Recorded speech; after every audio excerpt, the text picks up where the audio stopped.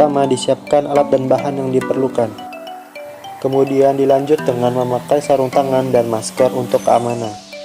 Bahan dibedakan menjadi dua jenis. Untuk bahan A, dimasukkan 35 gram soda api ke dalam 90 ml air sedikit demi sedikit. Kemudian diaduk perlahan hingga tercampur rata. Campuran tersebut didiamkan hingga mencapai suhu kamar. Pada wadah yang berbeda dimasukkan 200 ml minyak goreng dan 50 ml minyak zaitun. Kemudian campuran minyak diaduk menggunakan mixer dengan kecepatan rendah.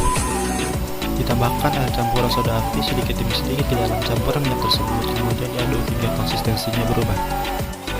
Ditambahkan bubuk kopi, kemudian diaduk menggunakan mixer dengan kecepatan rendah hingga konsistensinya berubah. Selanjutnya, adonan dimasukkan ke dalam wadah cetakan, kemudian disimpan dalam suhu kamar dan dijauhkan dari jangkauan anak-anak selama 2 hari.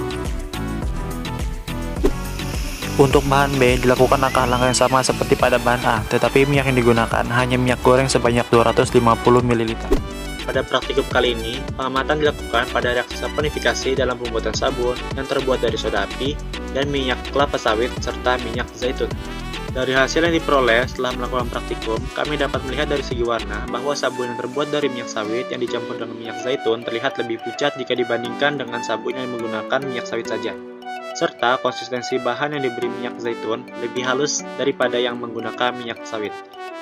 Aroma dari kedua bahan tersebut memiliki aroma yang sama, karena kedua bahan sama-sama diberi pewangi berupa kopi. Sabun yang baik untuk kulit adalah terbuat dari campuran minyak zaitun dan kelapa sawit, karena lebih halus daripada sabun yang menggunakan 100% minyak kelapa sawit. Karena sabun yang terbuat dari minyak kelapa sawit 100% akan lebih kasar dan sulit berbusa.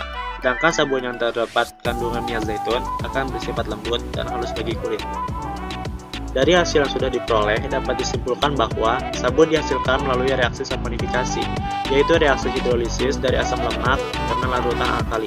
Dalam hal ini, minyak yang digunakan adalah minyak kelapa sawit dan zaitun, serta larutan alkali yang digunakan adalah NaOH atau air.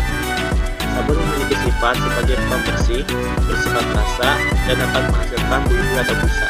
Sabun juga bersifat sebagai emulsi, karena dapat menyatukan air dengan minyak yang dimana terikat pada kedua ujung molekul sabun yang berbeda. Sabun yang terbuat dari lebih dari satu jenis minyak mudah menghasilkan busa dan terasa lembut di kulit daripada sabun yang terbuat dari